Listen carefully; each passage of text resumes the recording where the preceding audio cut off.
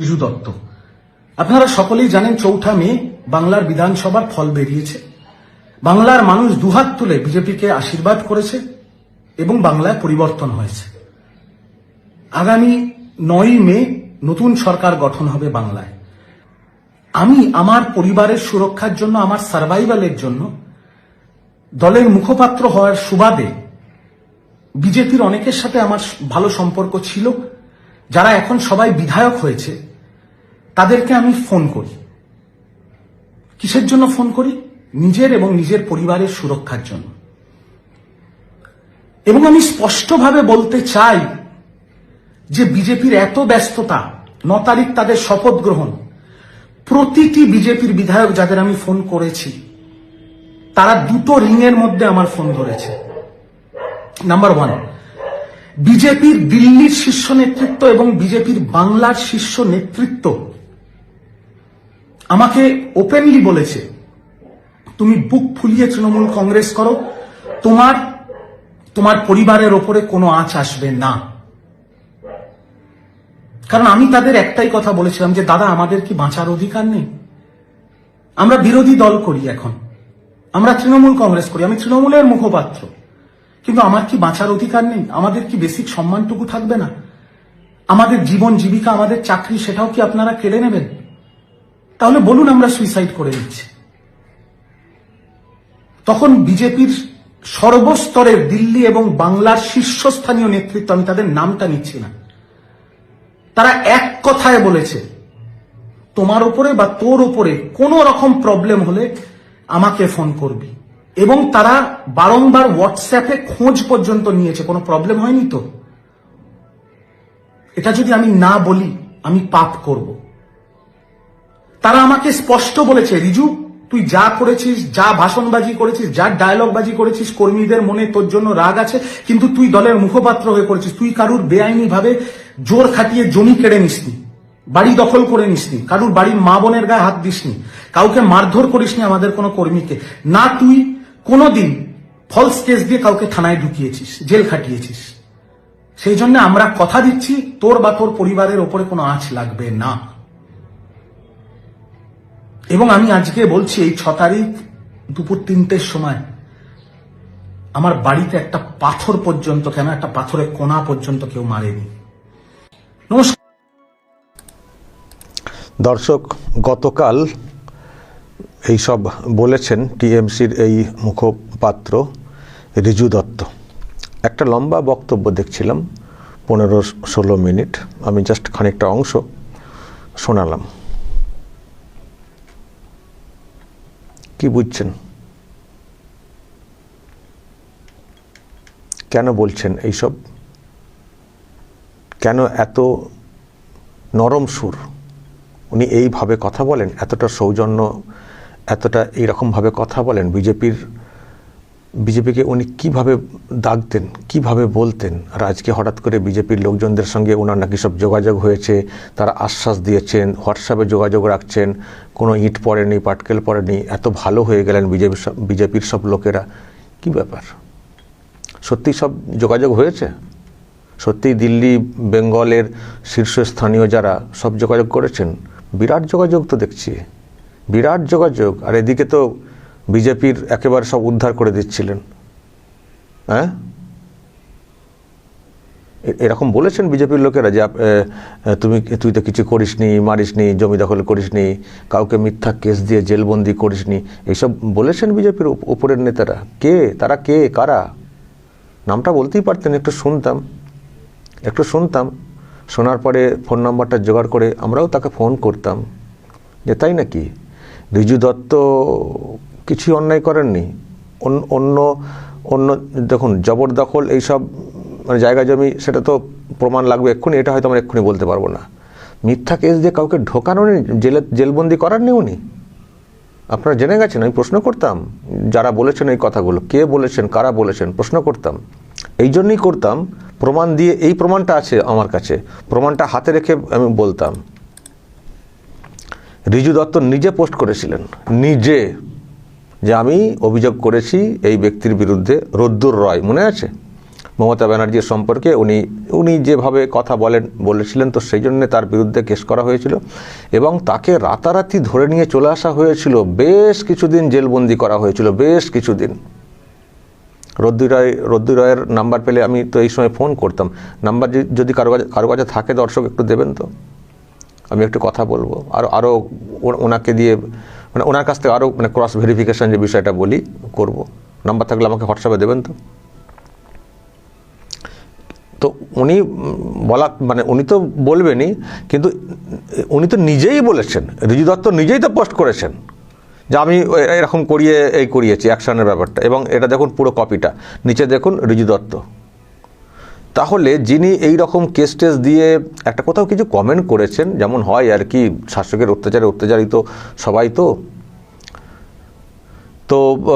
সেটা তাকে সতর্ক করতেই পারতেন, এরকম কেন বলবেন।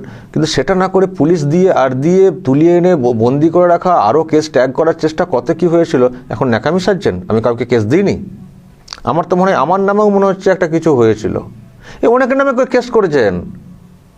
এ তো দলের নেতা, আইটি সেল সব বিরাট অ্যাক্টিভ নেতা ছিলেন, তো এখন বলছেন আমি কাউকে জেলবন্দি করিনি, মিথ্যা কেস দিয়ে সে করিনি। তা আপনি এই তো কেস করেছেন লোকজনের নামে। আর মুখপাত্র কিসের মুখপাত্র তো আরও অনেকে থাকেন। তো আপনি কি মুখপাত্র ছিলেন? আপনার যে কথা সেগুলো ঠিকঠাক ছিল? আপনার এত ভয় কিসের হয়ে গেল যখন আপনি এত স্বচ্ছ সুন্দর ভাবে কথা বলতেন, মানে এই যে দাবিগুলো করছেন, তাহলে এত ভয় কিসের? ভয়ে কাঁপছেন কেন আপনি? আবার এদিকে তেল মারছেন, বিজেপির লোকেদের প্রশংসা করছেন, মানেটা কি? আদৌ কথা হয়েছে তো, নাকি ওইসব বলে টলে একটা বাজারে মার্কেট তৈরি করছেন যাতে করে বিজেপির লোকেরা বাড়ির সামনে না চলে আসেন? সেই জন্যে আমি দেখলাম আপনি বলেছেন যে কিছু লোক রাতের বেলা খিস্তি দিয়ে গেছেন। আবার আপনি এটাও বলেছেন যে ওরা বিজেপির লোক না, ওরা তৃণমূল থেকে যাওয়ার লোক, বিজেপির লোক ওরা খুব ভালো লোক। এই যে বিজেপিকে এত ভালো বলে করা, বুঝতে পারছি আপনার মানে চালাকিটা বুঝতে পারছি। জানি না কি আতঙ্কে ভুগছেন, তার মধ্যে ওই আতঙ্কটাও এখন এসেছে কিনা। যেভাবে আপনি হুঁশিয়ারি দিয়েছিলেন ইউপি থেকে আসা আইপিএস অজয় পাল শর্মা যখন ফলতাতে রেড করছিলেন, তার সম্পর্কে আপনি যে ধরনের হুমকিটা দিয়েছিলেন, এখন সেই আতঙ্কটাও ঢুকেছে কিনা যে ওনার সম্পর্কে যা বলেছি, যেখানেই থাকবেন খুঁজে বের করে নেবো, বিজেপির মালিক যাদের কথাই শুনে চলছেন কেউ বাঁচাতে পারবেন না, দেখবো কত বাঁচাতে পারে। জানি না সেই আতঙ্কটা আবার মানে ওখান থেকে একটা আতঙ্ক ঢুকেছে কিনা যে যা বলেছি এবার যদি অ্যাকশন হয়ে যায়, ফলে একদিকে বিজেপির এখানকার তরফ থেকে মার, আর অন্যদিকে আইপিএস সম্পর্কে বলা যদি ওটারও কেস টেস হয়ে যায় কোনোভাবে, বা অন্য কোনো রকম ব্যবস্থা হয়ে যায়, সেই আতঙ্কেও রয়েছেন কিনা। আর সেই জন্যই এখন বিজেপির সঙ্গে এত ভাব দেখাচ্ছেন কিনা বা সেটিং করার চেষ্টা করছেন কিনা প্রশ্ন তৈরি হচ্ছে। আমি দর্শক এই যে অজয় পাল শর্মা ফলতাতে ওই জাহাঙ্গীর খানের গড়েতে গিয়ে যেভাবে উনি বিষয়টাকে দেখার চেষ্টা করছিলেন, তো সেটার পরে এই ঋজু দত্ত কিভাবে কথা বলেছিলেন আমি দর্শক একটু আপনাদেরকে শোনাই, তাহলে বুঝতে পারবেন যে এখন উনি ভেজা বেড়াল হয়ে যাচ্ছেন, ভাজা মাছ উল্টে খেতে জানেন না এমন ভাব দেখাচ্ছেন, মুখপাত্রের ভূমিকা পালন করেছি এরকম বলে নিজের সব দায়িত্ব ঝেড়ে ফেলতে চাইছেন, বিজেপির লোকেদের কাছে ভালো হতে চাইছেন। কিন্তু এই ঋজু দত্ত রেজাল্টের আগে পর্যন্ত কিভাবে, কি ভাষাতে, কি ভঙ্গিতে কথা বলতেন, ওই আইপিএস সম্পর্কে ওনার যে হুঁশিয়ারিটা ছিল, আমি দর্শক একটু শোনাই, তাহলেই বুঝতে পারবেন। पर मैं साफ भाषा में अजय पाल शर्मा जी को एक चीज बताना चाहता हूं। आपके ऊपर हमारी नजर है। आप जो ये गैर कानूनी काम कर रहे हैं, ये जो रात के अंधेरे में रेड्स कर रहे हैं, ये जो महिलाओं के साथ अश्लील व्यवहार कर रहे हैं, ये जो डायमंड हार्बर के लोगों को धमका रहे हैं, चमका रहे हैं, ये जो असंवैधानिक काम आप कर रहे हैं अपने बीजेपी के मालिकों के निर्देश पे, मैं आपको इतना बता देना चाहता हूं, 4 तारीख रिजल्ट निकलने के बाद आप जहां भी भाग जाएं, आप छुप नहीं पाएंगे। आपको ऐसा लगता होगा कि हम एक दूसरे राज्य से आए हैं, वहां पर हम चले जाएंगे और मेरा बीजेपी का मालिक मुझे बचा लेगा।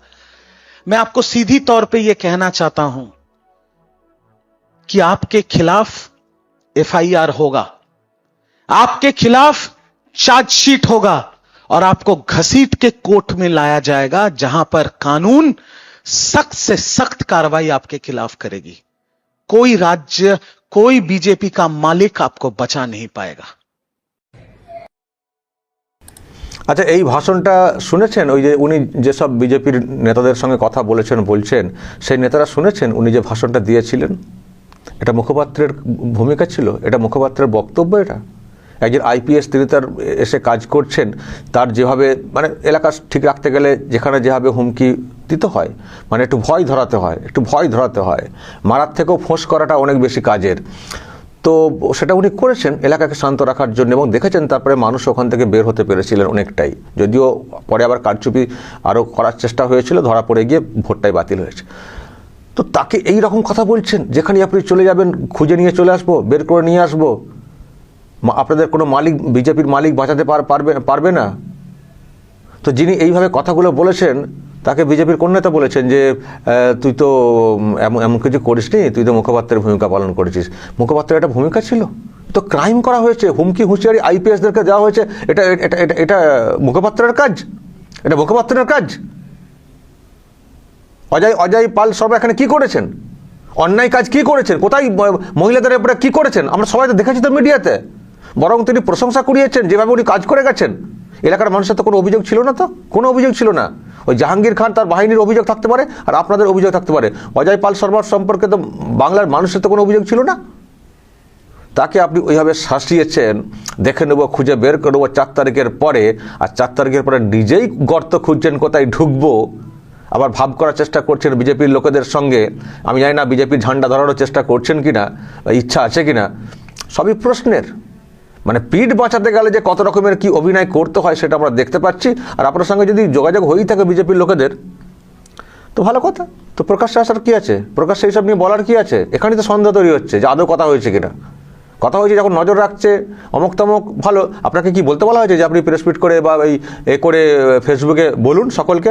বিজেপি নেতারা বলেছিল, তো আপনি এসব নিয়ে বলতে এসছেন কেন? যখন আপনার সঙ্গে গোপনে কথা হয়েছে, যখন দিল্লির শীর্ষ নেতৃত্বের সঙ্গে যোগাযোগ, বাপ রে বাপ, বিরাট লম্বা হাত তো। মানে সবাই দিল্লি দেখিয়ে দিচ্ছেন, সুতরাং দিল্লির সঙ্গে আমার যোগাযোগ আছে, সুতরাং আমার কাছে এখানে কেউ ঘেঁষো না, মানে এই টাইপের একটা বার্তা দেওয়ার চেষ্টা হচ্ছে আর কি। আমি জানি না বিজেপির যাদের নাম বলছেন, প্রথম কথা আদৌ এই কথাগুলো সত্য কিনা, আর পরবর্তী সময়েও বিজেপির নেতারা সত্যি এর কথাগুলোকে গুরুত্ব দেবেন কিনা। যদি এই সব লোকেদের কথাকে গুরুত্ব দেন বিজেপির লোকেরা, তাহলে। প্রিয় দর্শক, এতক্ষণ আপনারা দেখলেন পশ্চিমবঙ্গের নিউজ। পশ্চিমবঙ্গে মমতা ব্যানার্জি নরেন্দ্র মোদীর কাছে হেরেছেন ভোটে, এবং মমতা ব্যানার্জি ভোটে হারার পরেও তিনি ক্ষমতা কোনোভাবেই ছাড়তে চাইতেছেন না, কারণ ক্ষমতার লোভ বড়ই লোভ, এমন লোভ যে মানুষকে অন্ধ করে দেয়। এবং মমতা ব্যানার্জি এই বাংলার মানুষদের উপর এত পরিমাণ নির্যাতন নিপীড়ন চালিয়েছেন, যে কারণে বাংলার মানুষ, এই পশ্চিমবঙ্গের মানুষ আর মমতা ব্যানার্জিকে চান না। সেই কারণে কিন্তু এবার বিজেপিকে এত পরিমাণ ভোট দিয়েছে মানুষ। মমতা ব্যানার্জির দল টিএমসি কিন্তু কঠিনভাবে হেরেছেন, মানে তুমুলভাবে হেরেছেন। তো তারই দলের একজন মুখপাত্র, এই মমতা ব্যানার্জির দলের একজন মুখপাত্র, আপনারা তার বক্তব্য দেখলেন। মুখপাত্রর কাজ কি? দলকে প্রমোট করা এবং দলের গুণগান গাওয়া সারাক্ষণ। তো সেই মুখপাত্র, যিনি দলের গুণগান তো গাওয়ার পাশাপাশি অন্য অন্য দলে যারা আছে, বিজেপি আছে, কংগ্রেস আছে, সেই সব দলের নেতাদেরকে রীতিমতো হুমকি এবং তাদেরকে মারধর করবে, তাদেরকে দেখে নেবে, এমনকি পুলিশ অফিসার তারাও তার মানে হুমকিতে এক পর্যায়ে মানে পালিয়ে যাওয়ার মতো অবস্থা তাদের হয়ে গিয়েছিল। এমন কথা বলছেন যে 4 তারিখের পরে দেখে নেব, মানে ওনারা ধরেই নিয়েছিলেন যে ওনারা কনফার্ম হয়ে গেছেন, ওনারা মানে জিতে গেছেন। এই মমতা ব্যানার্জির যেই চামচা ছিল, তারা ধরেই নিয়েছিলেন যে তারা জিতে গেছে, মানে তারা এই 15 বছর ধরে জিতে আসতেছেন, তো ভাবতেছেন যে তারা জিতে গেছেন। কিন্তু তারা কিন্তু জিততে পারেননি। এবার কিন্তু নরেন্দ্র মোদী খেলা দেখিয়ে দিয়েছেন। ওপার বাংলা থেকে, বাংলাদেশ থেকে অনেকে বলতেছিলেন যে এবার নাকি মোদী চরমভাবে হারবে এবং মোদির কোনো খোঁজপাত্তা পাওয়া যাবে না, কিন্তু সেই মোদি কিন্তু অবশেষে ভারতের এমন একটি রাজ্য, যে রাজ্যে 15 বছর এই মমতা ক্ষমতা চালিয়েছেন, সেই পশ্চিমবঙ্গকেও কিন্তু ফাইনালি দখল করে নিয়েছেন।